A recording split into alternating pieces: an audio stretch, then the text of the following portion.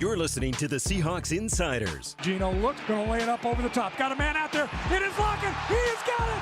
Touchdown, Seahawks. Getting you ready for Seahawks football every Sunday. Hurts drops back, has time, loads up, throws. A.J. Brown, the defense. It's intercepted. Does he keep his feet in? He does. Seahawks ball. Presented by Delta, the official airline of the Seahawks. Now, here's your host, Jen Mueller. We are broadcasting from the Seahawks podcast studio, presented by Sony, an official partner of the Seattle Seahawks. We are also counting down the days to Christmas, John Boyle. Oh, are you going to? That was a sing-song. I know. We were going to do a sing. Song? Oh, next year we should totally sing the entire podcast to Christmas tunes. You go right ahead. We could also put out a Christmas gift idea list. Okay. We could That's really better own than this. Singing.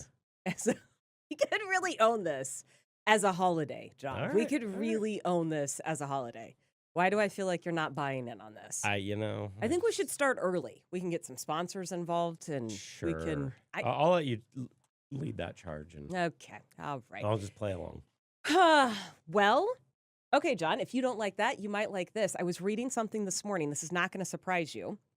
That people do not plan their weddings in the fall on days where their team is playing. That's smart. Right, it's smart, right? Yeah, you don't want that. Did you know that the Washington Post has actually done analysis on this? Really? And found that in 2022, so we're going back, a couple of years, 5.3% of weddings for the year took place on a weekend where Auburn and Alabama had a bye.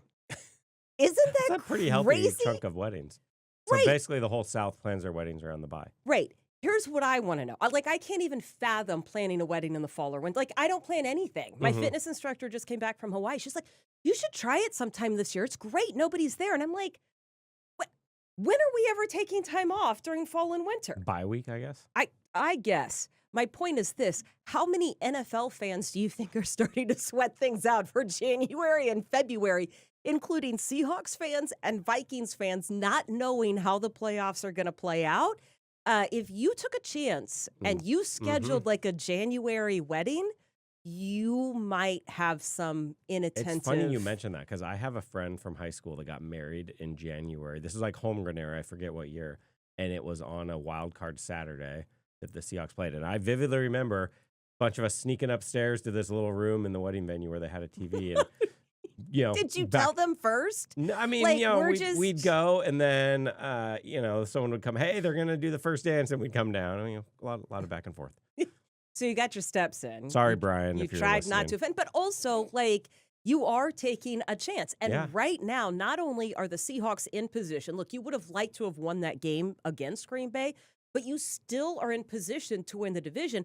The Vikings, meanwhile, at 12-2, they're rolling. they're looking at a number 1 seed Yeah, because potentially. they still have the Lions to end their season. So this is a team that had a losing record last year. I think they expected to be better, but I don't think a lot of people saw this coming. And, we'll get into this. Like Sam Darnold is not a guy that people thought was going to lead them to a potentially top seed, and he's been great this year. So, yeah, they're one of the bigger surprises in terms of how well they're performing. While we don't want to look too far into the future when it comes to playoffs for the Seahawks or the Vikings for that matter, if you are playing fantasy football, you are absolutely looking at the playoffs because we're going to narrow down that field quite a bit this week and get a little bit more from our fantasy insider, Scott Engel. Thanks, Jen and John. Welcome to week 16 of fantasy football. And this is the week when you can get to your fantasy Super Bowl down to the Final Four in most leagues, but don't overthink things. Go with the players that have gotten you this far. If you overthink things, it could get dangerous, and you could make moves like benching Lamar Jackson against the Pittsburgh Steelers. Don't overthink things based on a matchup. We have some great recommendations for you for this all-important Week 16, starting at quarterback. Baker Mayfield, a top 5 play in a great matchup against the Dallas Cowboys. At running back, Jerome Ford taking over the lead running back duties for the Cleveland Browns. The Bengals have allowed the most fantasy points per game to running backs over the last 4 weeks. Also, check to see who's starting at running back for the Titans between Tony Pollard and Tajay Spears. That's always a fine matchup for running backs against the Indianapolis Colts. And wide receivers, keep the fantasy faith in DK Metcalf. The Vikings have allowed the most fantasy points per game to wide receivers so far this season. So he should have some upside this week. Also, a bounce back game for Cooper Kupp against the Jets defense that has allowed the fourth most fantasy points per game to wide receivers over the last 4 weeks. And it's tight end sleeper for you, who's actually a back end fantasy tight end one, Chigga of the Tennessee Titans. The Colts ranked 30th in fantasy points per game allowed to tight ends.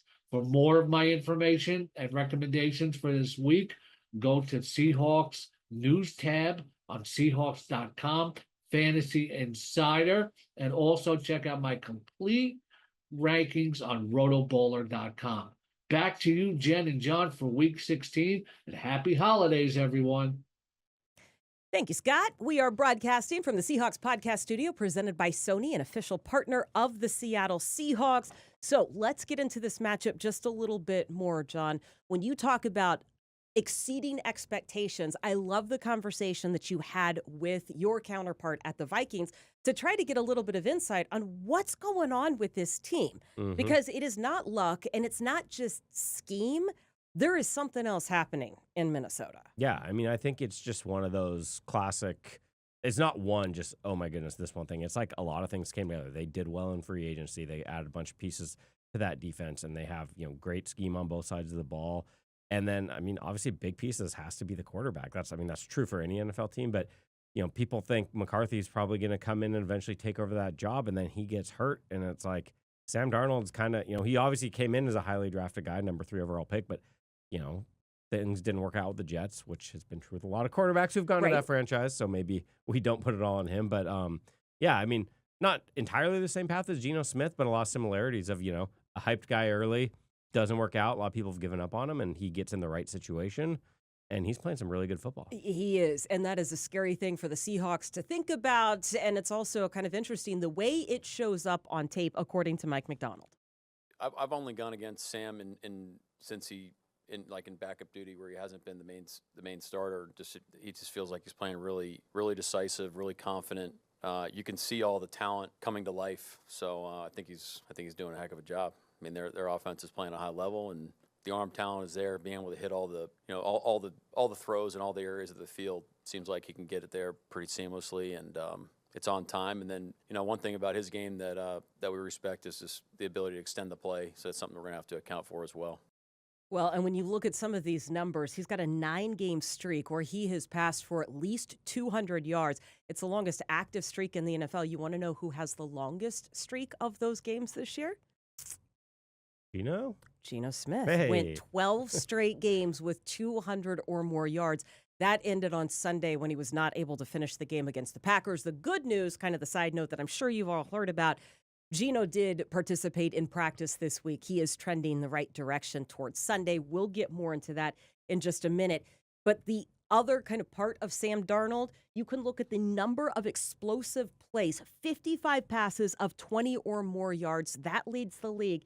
And he's got a passer rating of 100+ in 11 of 14 games this season. This is a totally different guy than we've ever seen. Yeah. I mean, he's, again, sometimes for quarterbacks, it's like, they get given up on, and you forget this guy was drafted very highly for a reason. There's a lot of talent there, and you put him in the right situation where, the weapons they have in that team are pretty nuts. They've got, an offensive coordinator or a former quarterback who's a head coach who's kind of got that offensive coordinator, play caller mindset. So I think he just got himself into a really good situation, and he's taken full advantage. And you talk about the weapons that he has around him. There's some pretty good ones. I mean, Justin Jefferson by himself is pretty good, but Jordan Addison adds another dimension and does create some complications on the back end of the defense. Those guys, they play all the positions, so you got to account for them in all the spots. Probably the most diverse route tree that we're going to get from a duo yet this year, and they deserve a lot of credit for that because that's not easy to learn all the spots, learn all the routes, and then having the timing with the quarterback so you can still play on time. So easier said than done. Yeah, just two really dynamic players that we're going to have to account for you can't double everybody all the time. So we're going to have singles, and our guys will be matched up, and let's go to work.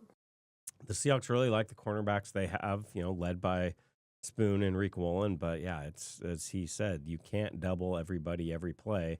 Sometimes a guy's going to be on island and have to make a play, and that's no easy task for those guys. Well, and Kobe Bryant was saying this week that part of what those two do is force you to play a little tighter, a little closer. Mm-hmm. You're not going to be able to have that same sort of like pad and safety in the back end. But Justin Jefferson, with 24 receptions of 20 or more yards, that leads the league. Almost 19% of the Vikings offensive plays are explosive. So you have to play tight. You have to play smart. And I would say this, John, maybe the blessing in disguise of last week's game and a couple of those DPIs, whether you agree with the defensive pass interference calls or not, it has been in the conversation and a point of emphasis this week because it's going to come into play on Sunday. Oh, for sure. A team that's going to throw downfield a lot, that puts a lot of stress on a defensive back who's covering. And I mean, both those DPIs last game, those are so hard. Those underthrown deep balls where it's like, especially the one called on Josh Jobe, it's like, you're playing that perfectly. You're right there. You're running stride for stride. And then the receiver throws on the brakes. And it's, I mean, by the rule, it's a penalty, but that's such a tough call on the DB. It is. And I don't know that you have any different coaching points on that one. However, when you emphasize something in practice, and I'm not saying that they don't always do that, but I am sure that it is a bigger part of the conversation this week. The huge conversation taking place for Seattle is what offensive weapons will they have at their disposal? It's not just Geno that we were looking at. It's Ken Walker. It's Olu Oluwatimi. There's been a number of guys that we're checking in on, and I think everybody can kind of breathe just a little bit of a sigh of a relief on Geno. Geno feels good. Did walkthrough today. We'll see how many reps. We got a plan for practice. We'll see how it kind of alters as practice starts to declare, but he'll be out there for a significant capacity today. We'll see how many reps he takes. And that was before Wednesday's practice, and then Geno Smith was a full participant on the injury report. So, yeah, I mean, you can't guarantee anything this early in the week, but it would sure seem like they're going to have their quarterback, which it's an obvious point, but that's a pretty damn big deal for the Seahawks to have Geno Smith out there after you see him limping off the field and not able to return. Your mind can go to bad places there, but going to this very important 3-game stretch, they should have their quarterback. Well, I also think it's not just having Geno out there. It is having his playmaking ability to get the ball downfield. It is also just dealing with the pressure that the Vikings are going to bring. I mean, that is kind of characteristic of Brian Flores. And you look at him and it looks like they're going to blitz. It's not necessarily the case, but it is unique in the way that he attacks an offense. I think their roster is designed where guys can do multiple things, getting out of different fronts and structures without having to declare their personnel, so that helps. The stats and like the pressures and the zeros, that's evolved, and it kind of, it's a week-to-week type deal, but you kind of know what they can get to at any given point, and not afraid to come after you at any given point in the game, which is not as common as you might think. He got me with the pause there. I almost talked over. You almost tried to cut him off. Just like a press conference. I like how he did reference the stats, how they're not always quite right, because it was funny in DK Metcalf's press conference, Brady Henderson of ESPN, great at what he does. He asked a question about their blitz rate being high, and he's referencing the ESPN stats. And DK's point was like, well, that's not exactly accurate because they're a team, much like the Seahawks, not the same scheme, but one thing they have in common is they like those simulated pressures where we're only sending 4, but you don't know which 4. And that's where it gets tricky for a defense, or for an offense, where you got, you might have 8 guys mugging the line of scrimmage and 4 are going to drop, 4 are going to come, and you don't know who it's going to be. And that can be a big challenge for everybody. Yes. And, as I was talking to Ken Walker yesterday, he said, look, your communication happens before the snap. Once that ball is snapped, you're not talking to the guys next to you, right? Yeah. So, you're trying to identify on your own and hoping that everybody is seeing the same thing that you're seeing, which is how it ends up breaking down. You know what's funny? Because I was kind of chuckling about that exchange yesterday with DK and Brady, and I totally get it because then I'm reading on the Vikings' own website. And the Vikings website, in their article that's written about the matchup this week, says that Minnesota's 38.9 blitz percentage on dropbacks is higher than 5.5% higher than Kansas City. And I started to think about that and wondered, wait a minute, are they counting it the same way that we're counting it? And maybe they're getting fooled on what they're seeing too? Yeah, it's all these, it's they're great tools. I mean, this is a whole other conversation, but Yes. all these different forms of analytics, they're great tools, but they're not an exact science. You have people who aren't in the meeting rooms, who aren't part of the game plan, making somewhat subjective decisions when they're evaluating it. So it's imperfect, but it's good data. But yeah, I was just kind of funny to hear DK be like, where are you getting that? Yeah, exactly. And then also to hear him rattle off Yeah, all the and then, numbers, yeah, he was like, nope, it's this, this, this, and this. Mhm. And you're like, wow, I know that you guys game prep, but to know the tendencies that specifically. And that was only on Wednesday. He's got 3 more days of Yeah, prep. I mean, for it, imagine what else he's learning. It will Mm-hmm. probably blow my mind. You know, here's the number that is not in question, though. The 60 hurries that have been forced by that Vikings defense, they're the most in the NFL this year. And when you take a look at Seattle and what's happening on the other side of the ball, Geno Smith is being pressured on a lot of his dropbacks. In fact, the highest rate of any quarterback in the league. And right now I'm looking at that number. I'm trying to find the number. Quick pressure on 18.9% of his dropbacks. So you need a healthy Geno Smith, and you also need an offensive line to come together a little better than last week. Yeah, it was tough because the Arizona game 2 weeks ago, we're talking about the best performance that line's had all year. No sacks, 2 quarterback hits, season high rushing yards. To me, so much of this goes back to game situations, how the game's unfolding. You're playing from behind the whole way against Green Bay, and you can't run the ball, or I shouldn't say you can't. They had some success running the ball, but you're just not running the ball a lot because of the game situation, Right. and you're getting behind the sticks, and they know you're throwing, and that's just where it becomes so much harder for an offensive line. So that's why, as cliche as it sounds, if you get that running game going, if you're succeeding on first and second down, that's what we saw in Arizona. There just weren't as many chances for the Cardinals to get after it. Right. It is also starting fast, right? And the defense said the same thing. The coaching staff said the same thing, right? It is tough when you go down 2 scores. I did talk to a couple of guys on the offensive line because the number, when you say it's hard to put stock in the ratings, absolutely true when you are grading an offensive lineman. Like there is no, I'm really sorry for the fans of PFF, and I have talked to the guys at PFF, and I've said, look, I really appreciate you trying to quantify it. Those numbers mean nothing, right? Unless you're sitting in the room with the offensive line coach for that team, they mean nothing. I say that. Satawa Lamea did not have a great game based on the numbers. Yeah. And you talk to some of those guys on the O-line and go, look, he's a rookie. He had a rookie game. We've all had one of those games where you get your butt kicked and you can't, it's like having a bad day at work, right? Like it just snowballs. You have one bad thing happen and then the next bad thing, and you can't pull yourself out. It's unfortunate that it happened in that game, but it's all part of that growth and that learning curve. And it's nice to have consistency and start the same unit. That does not make up for experience. No, and that's, hopefully he learns from it, and he played really well a couple weeks ago. I would expect him to bounce back and be better. So yeah, but again, I think the best thing you can do for that offensive line is, as you said, start a little faster, keep the game balanced, where it's not just these situations where the Vikings can bring that pass rush, whether we're calling it a blitz or not. Right, exactly. Whether they can do these things that make it tough on the offensive line and on the quarterback. Yeah.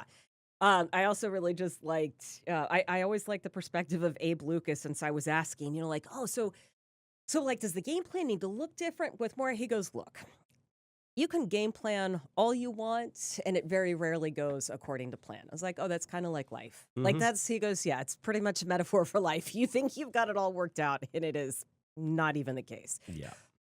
We are broadcasting from the Seahawks podcast studio presented by Sony, an official partner of the Seattle Seahawks. We've got a little bit more offensive line conversation, some kudos we're going to give out right after a word from our presenting sponsor. Statistically, the world is losing color. Just consider all-white kitchens, beige baby nurseries, a sea of gray cars. But in the hundreds of destinations Delta flies to, you can rediscover color in the bright blue waters of Hawaii, the emerald green hills of Scotland, the berry pink cherry blossoms of Tokyo, and so much more. Sometimes opening your world is all it takes to open your mind, which is why when you fly Delta, your potential takes off when you do. Delta, official airline of the Seattle Seahawks. I promised some kudos to the offensive line. I had no idea that this was a stat of Laken Tomlinson until you and I were talking to him in the locker room this week. John, what is the milestone that he passed against the Green Bay Packers? So first, for some background, Laken Tomlinson's wife, Rachel, is smarter than all of us. She's Combined. Yes. Yes. She's a PhD who I'm not even going to try to explain what she does because it's just way too advanced for us. Yes. But in addition to her real job, she also likes to get really nerdy with the football stuff, especially when supporting her husband, which is lovely to see. Earlier this year, she pointed out how rare it is for a player to get to 150 starts, which he did earlier this season. And this week, he went over the 10,000 snap threshold, which of players, he was a 2015 draft pick, of players from his draft class and more recent, he has played the most snaps of any offensive player. And he's in, I think it's 14th from this chart she tweeted of every active player. So, he's had a heck of a career just in terms of being a really good player. The combination of being good and durable to be on the field that long like he has, it's pretty commendable. And so just for reference, because we were also trying to look up Jason Peters' numbers to figure out, okay, wait a minute, this is impressive, but where does he rate according to Jason Peters? Poor Jason Peters is too okay, old here's for the the thing, data. folks. Yeah. Jason Peters has crossed the 40-year-old threshold. He's 42? And I think he's actually 43. Oh, Hang on a second. I have his page up. Let me tell you how old he is. This is really exciting. Great radio. Great radio right here. I don't have it in front of me. It doesn't matter. He's over 40. Here's the problem. The numbers only go back to 2013. And we only have half of his stats because he entered the league in 2004. Yeah. So in half his career, he's played 8,000 snaps. Right. Regular season snaps. Yeah. But what I was going to point out, what this means, so when he was playing a full 16 games as a left tackle for the Eagles, he was getting over 1,000 snaps in the regular season. Mm-hmm. We're not counting playoffs and Super Bowl runs. So Laken, just kind of if you use that, you're getting 900 to 1,000 snaps a year. Mm-hmm. That's really impressive. Yeah. That also feels like a car wreck every Monday morning. Well, especially that position. Yes. No offense to quarterbacks or kickers or whatever, but a lot of them come out of a game pretty healthy. And quarterbacks get hit, but if things go well for a quarterback, you come out of the game feeling pretty good. Offensive linemen, you can play the best game of your life, and you're going to come out of the game hurting. Yeah, it is true. And yet he's always smiling. I would also say you are treading very close to a hot button topic in the locker room, John. What's that? Well, you've heard the guys debating who has the harder job.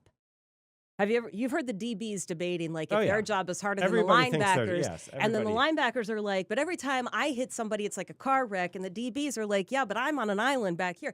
I am not taking sides on this one. I'm just telling you, this is a hotly debated topic in the locker room. Yeah. I'm not going to. It just depends on how you want to define, quarterback is the most mentally demanding, what you have to process.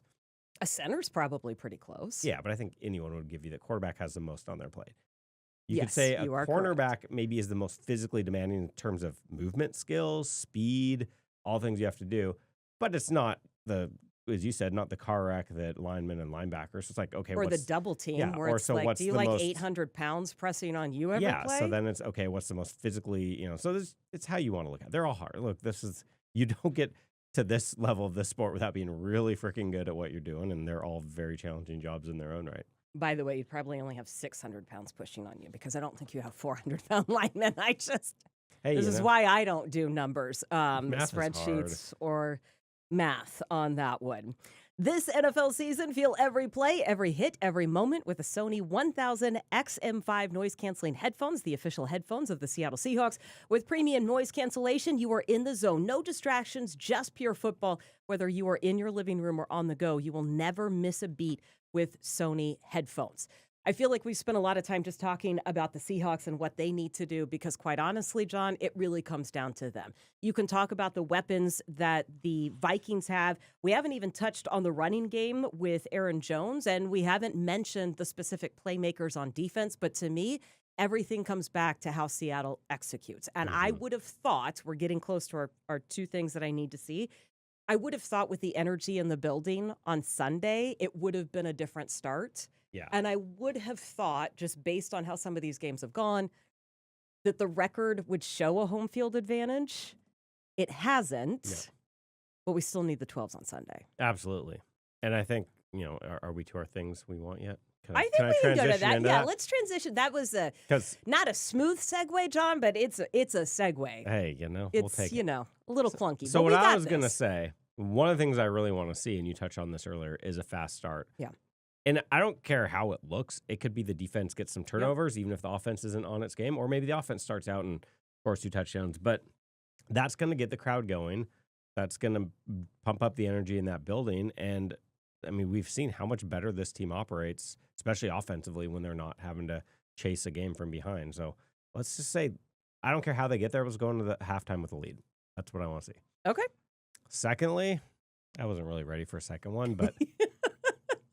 Way to transition before being ready, John. Let me just make something up. No, stop turning the ball over, especially in the red zone. But they went 2 straight games without an offensive turnover. We don't need to talk about special teams against the Jets, but they win a couple games without an offensive turnover, and we saw what that did for them. And then you turn it over a couple times, and it gets you in a lot of trouble. So both those interceptions, very costly.